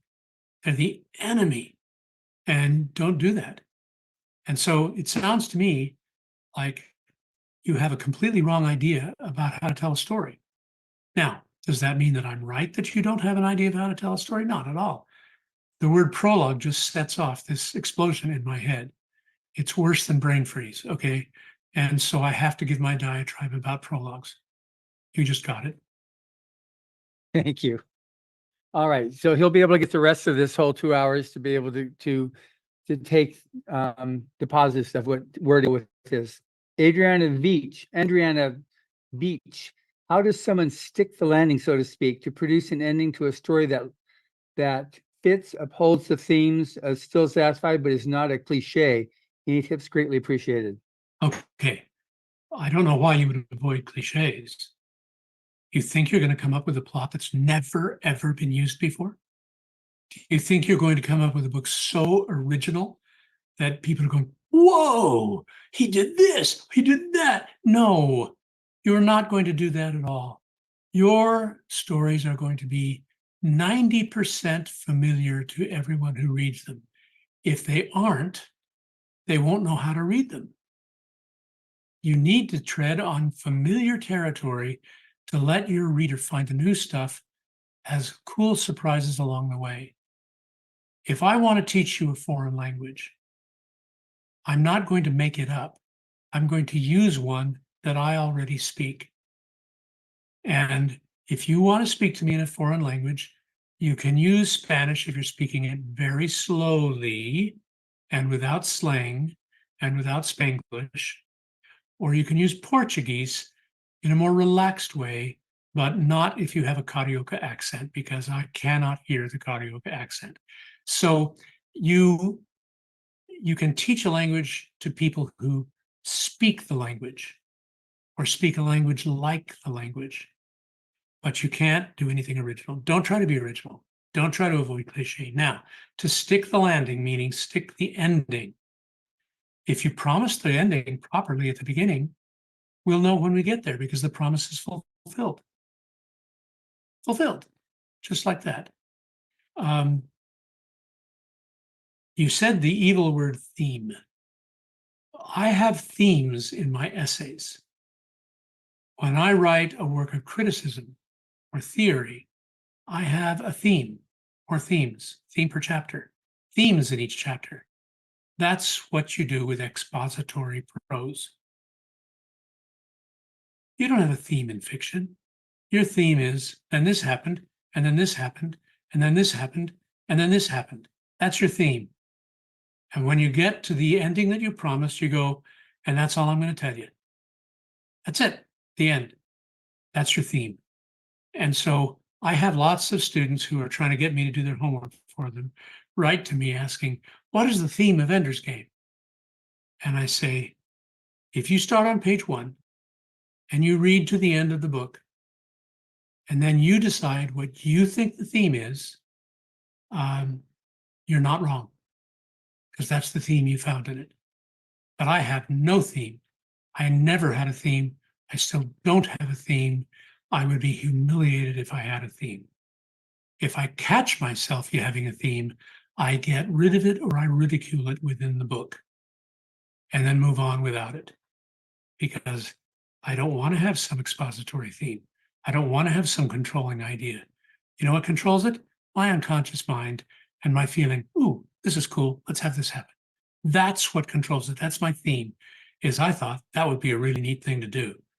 I don't know if that helps you at all. I think it doesn't. I think it's the opposite, but I think you're on the wrong track. Because if you're looking for themes in order to find an ending, you're in the wrong business. You need to be a newspaper columnist. If you know how to begin a story so that you're promising, this is going to be a story about the War of the Ring, then you end with the end of the ring, right? And when the ring goes into the cracks of doom, we know it's over, right? Right, if we're Peter Jackson and kind of dim, because that's not what it is. What do we begin Lord of the Rings with? Bilbo leaving and Frodo inheriting. Frodo inheriting. The ring means he inherits the war, and it means he inherits the Shire. And he and his three companions go through all these adventures. Frodo and Sam fight the fight. They win the war. What do Merry and Pippin do? They drink a little bit of Ent drink, get a little taller than normal, and they observe stuff. Pippin is able to save the life of, or is it Merry? Pippin is able to save the life of Faramir from his father burning him. Merry is able to stab the ring wraith in the back of his knee, which is where hobbits can stab people. That's it. That's their contribution. And we get through a lot of material in order to get them in those places. But then we come to the scouring of the Shire. And the Shire has been mutilated. And men, evil men, Sharky's men, Saruman's men have come in to spoil it like Saruman's lands were spoiled. And that's when Merry and Pippin rouse the Shire and win the war and save their world. And if you don't have that in Lord of the Rings, you have no idea what that story was about. And Peter Jackson had no idea what the story was about. He complained, the ring goes into the cracks of doom, and then it has about 5 endings after that. No, it goes into the cracks of doom. We want to see that Frodo and Sam get rescued. We want to see them get the adulation they deserve. They get that. It's a wonderful thing. It's part of the romantic structure of story. But we still haven't seen why Merry and Pippin exist. And we need to. And so if we get the scouring of the Shire and Sam can open his box of soil and take the last few grains after he's placed it lovingly in at every new tree, and then he blows it to the wind so that this magical soil will go everywhere through the Shire. I don't know about you. I cried at that. That was so important to me because that was Sam's fruition. He wasn't the official ring bearer. He was the hero. He's the one who delivered Frodo to the cracks of doom, and he never wavered. Whereas Frodo wavered at the end, couldn't do it. Sam's the hero. And when you take away his box of soil and that seed of the Malorn tree, you've cut the heart out of Lord of the Rings. You've cut the heart out of Tolkien. And then it would be different if he hadn't added anything, but Peter Jackson added stupid stuff from the face of the hero, as if he thought Tolkien didn't know all that stuff. He wanted a Fisher King motif. He would have put it in. He didn't, and it isn't there. And so Arwen is suffering with the land. Oh, why would that happen? And what happened that made her stop suffering? Nothing. Nothing changed. And suddenly she's okay again. It was a stupid, stupid bit of bad writing, which exists in Lord of the Rings. Great movie, brilliantly filmed, wonderfully well acted, and well directed, except for the part about where he was also the writer. Anyway, that was all about the original question, and I haven't answered it, is ending, sticking the ending. You have to promise it. And then when you get to it, it has to mean all that you want it to mean. That is, if you want to pile meanings on it, pile them on before, so that not only does this ending save the world, but it also saves the kidnap victim, and it also saves, et cetera, so that we have it set up so that the ending ends everything. Now, my favorite example of an epilogue is in Pride and Prejudice, because it doesn't need an epilogue. Everybody who's supposed to get married is together. And so we know it's a comedy, it ends with marriages. That's what happens. But it's so wonderful to have her do her little sarcastic take on every major character in Pride and Prejudice, only a paragraph each. And it is so funny and true to those characters. Unlike Bernard Shaw's epilogue to Pygmalion, which is My Fair Lady, in which he undercuts everything that he wrote, created in Pygmalion, because he was embarrassed that it seemed to be a love story. He didn't write love stories. He wrote St. Joan, for heaven's sake. He wrote Mrs. Warren's Profession. He was not guilty of a love story. So he had to undercut that love story. But that was Shaw. He believed that Shakespeare only wished he were as good as Shaw was going to be. And as soon as you start thinking you're better than Shakespeare, you're a normal writer. Oh, so, pardon me. I'm going to say that is not an answer to any question. I'm going to say this. Every one of you has self-doubts. Every one of you. If you don't have self-doubts, then you need to start doubting yourself. No, the self-doubts are what allow you to learn. You don't think that everything you wrote is engraved in stone. You know that it can be changed. It can be done over.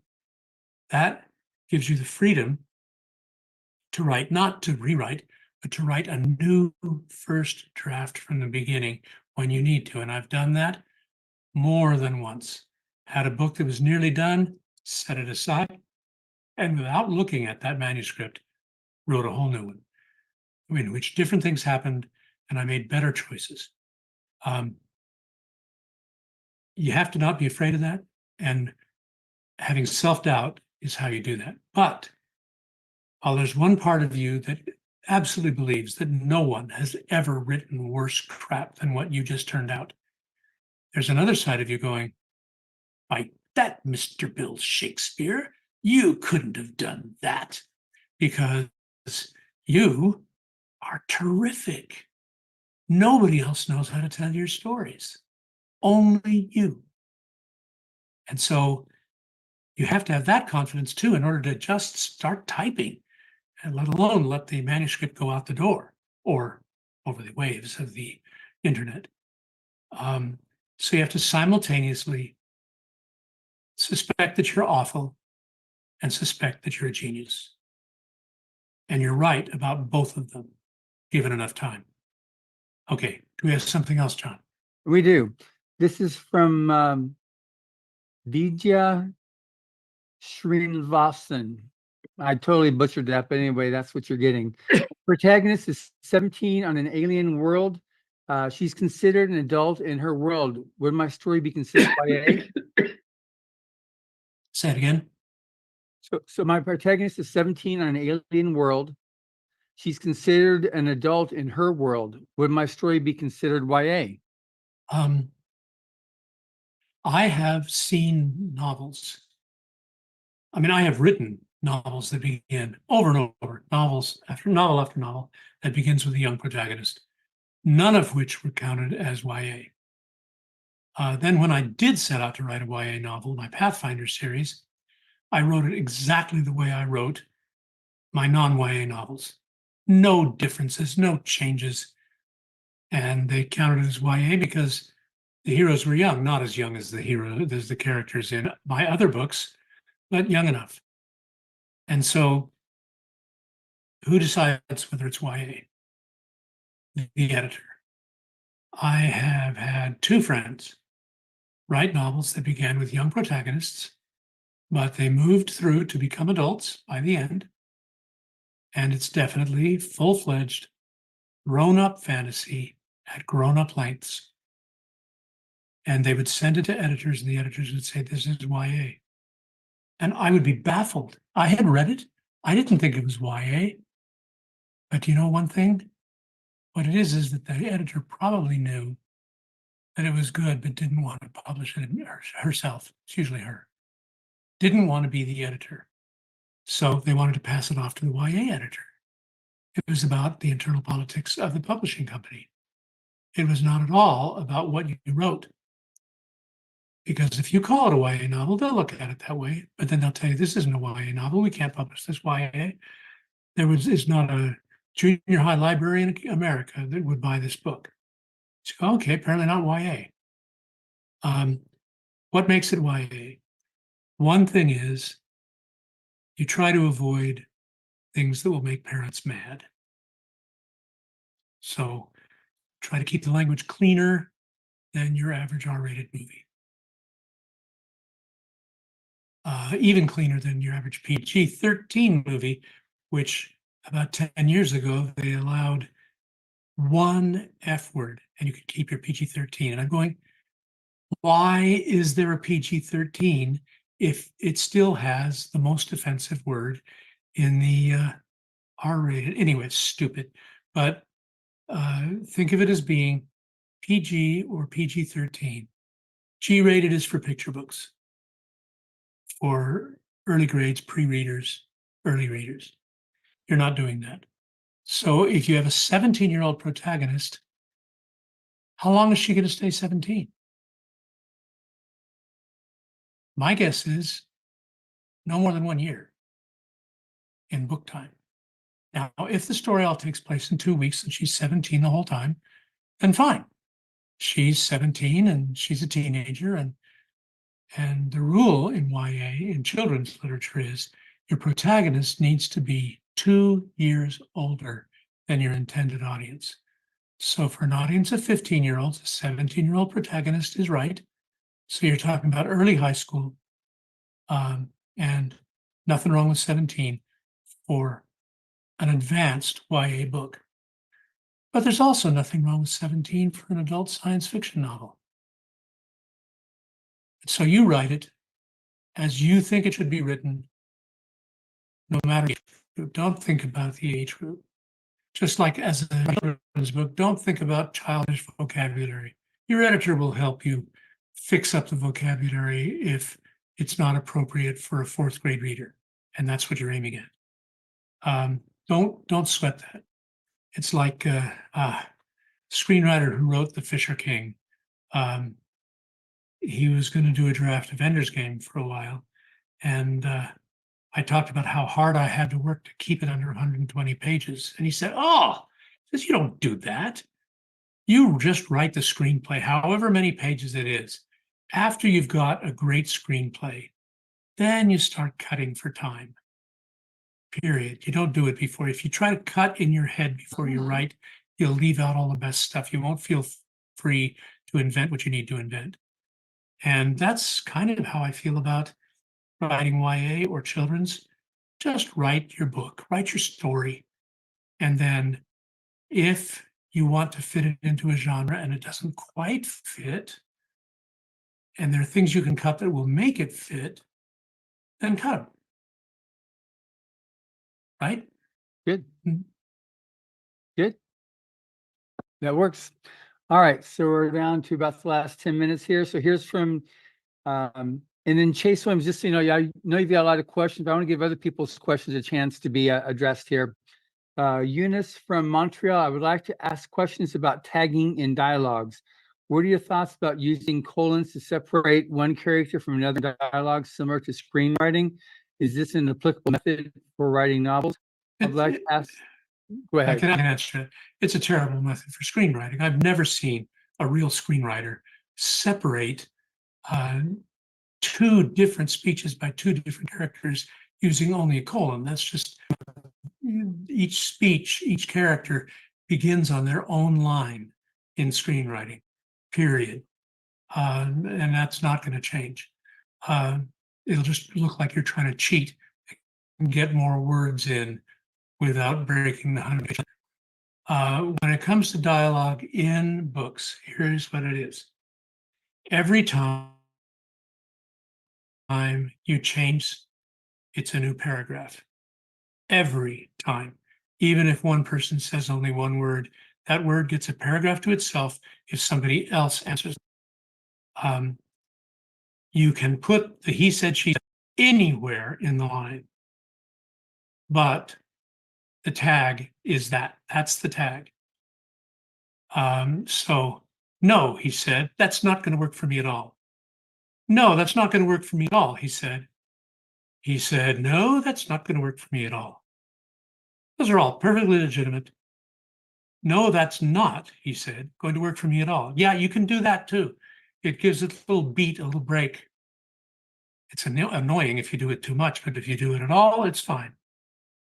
So why do you tag? You tag so that the reader never gets confused about who's talking. Guess what? You get confused about who's talking. If there's anybody here who has never had a page of dialogue where you lost track and you had one character answer himself, then congratulations to you. I just did it 2 days ago in the book I'm writing now. I didn't know I was doing it. I was keeping track. I remembered writing that page, and I remembered writing those lines, and I remembered that I had a character answering himself without realizing it. So you do it so that they can keep track. Now remember, you are always writing an audiobook, always, because reading, the letters are processed through the audio center of the brain. You read it as if you were hearing it. And you know that's true because when you're reading along and all of a sudden you come to a name or a word that you can't pronounce, you can't go on. You can't even go on saying weird X word. You have to figure out how to pronounce it because your ears have to be able to receive the story. So the reader, your reader, is performing the audiobook in her own mind. And you want to provide exactly the tags she needs to keep track of which voice is speaking which dialogue and how it's being said. You don't often have to put that in, but sometimes you do. Now, normally, and by normally I mean 99.9% of the time, the word you will use is said. Do you know why? Because said is a comma. It's just a mark of punctuation. Nobody reads any meaning into it. Oh, he said that? Oh, it's nothing. It disappears. And so if you write something other than said, that stands out. That trips the reader up. Asked is okay. Answered is okay. He answered. Yes, that's okay. Weird pronouns are all the vogue right now. If you think that's going to last and become a permanent part of any language, by all means, write politically correctly. Otherwise, use English. Because my feeling is this idiotic fad is going to pass, and we're going to call people he and she, because we are the least gendered major language in the West. All the Romance languages are far more gendered than us. All the Indo-European languages are far more gendered. Where is our gendering in English? He and she. His, her. Him, oh, her again. That's it. That's the gendering of English. And we had some nouns that were gendered, stewardess, but we don't use those anymore. We can live without, we're fine. But the he said, she said thing is what disappears. You get the information of who's speaking and nothing else. Now, if you need to say, he finally pulled his finger out of his nose, examined it carefully, and then ate what was on the end. If that's important for you to say, then you put that in the same line with his dialogue. So any action that is performed by a character needs to be in the same paragraph with any dialogue spoken by that character at that time. You don't start a new paragraph for the same character's actions. But if a character says something and then another person scratches his head, then when the other person scratches his head, that is a new paragraph, just as if it were dialogue. So, and those are the rules because that's what readers have been trained to expect. Even if you weren't conscious of those rules, you used them to navigate. You use them to get through the scene. So keep using them yourself now and be a good guide to your readers so that the audiobook they perform is accurate. Good. All right. So we've come up now to, we got a couple minutes left. What I'd like to do is take one more question. We've got so many more messages, but one thing, since this is, you're also a Rise of the Future judge, why should somebody enter the Rise of the Future competition? I don't think of it as entering the competition. I think of it as when you finish a story that you are proud of, where do you submit it first for publication? Writers of the Future is the only answer that makes sense if it is speculative fiction, because they answer 4 times faster than any of the magazines used to. You get a much bigger audience than any of the magazines ever had. It is a launch for a career. If you put on the cover letter for your novel or for your query package, I am so-and-so, I have written a such and such novel called this. I won the 3rd quarter Writers of the Future contest. Would you like to see the completed manuscript? The answer you will receive is yes. I have never known an exception. If you are a quarterly or, of course, annual contest winner, they're not going to tell you to go to someone else. Winning the contest means more than being published in any of the magazines. So, yes, it's important to enter the contest, but not to enter the contest, not thinking, what if I win? What if I win? Well, that's good. Go ahead, let yourself dream. But what you're really saying is, I've already won because I've written this terrific story. But now, let's see if it can launch my career by appearing in Writers of the Future. That's what you're looking for, is a career launch. And I'll tell you, the folks at Writers of the Future, folks at Galaxy, they do everything they can to try to present you to the public and get you noticed and remembered. But the main thing they do is they publish a really fine anthology. Even though I'm going to try to have a story in it myself this year, I don't have to run the gauntlet of the contest because I'm old and they're patient. We'll see if I can write something they like. Anyway, that's why you need to submit to the contest. Thank you very much for that. So with that, I also want everybody to, again, to get your copy of Rise of the Future Volume 40.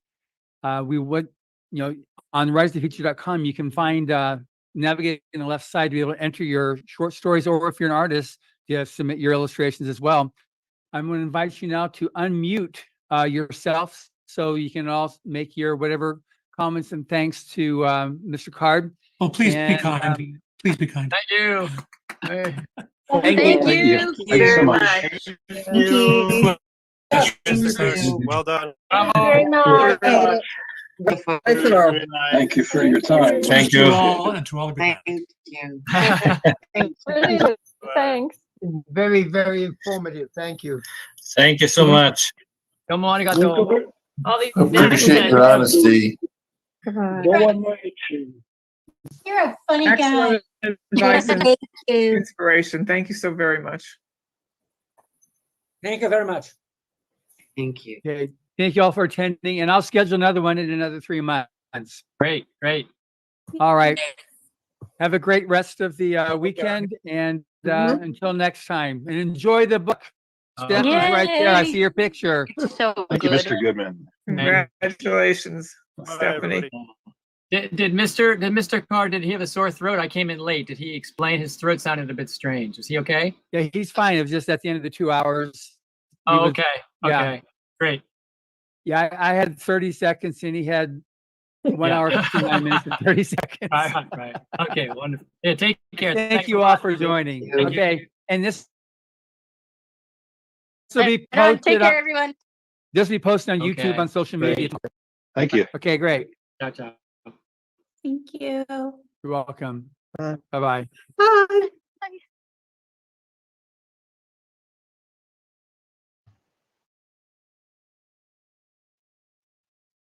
The recording has stopped.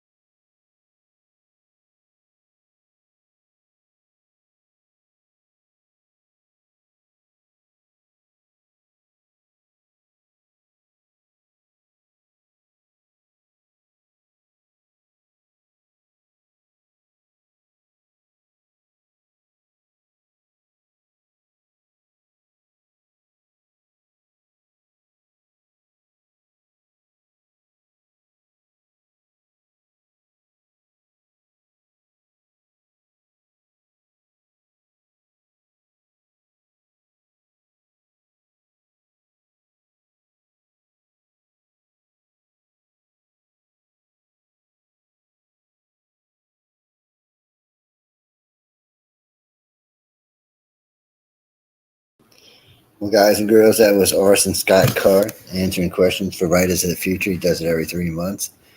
We were just carrying it live tonight on the network. And so I wanted to let everybody know we're getting ready to wrap up now, but I hope y'all enjoyed it. Whoa, what was that scary thing? I know, man. They just let any scary guy up in this stuff.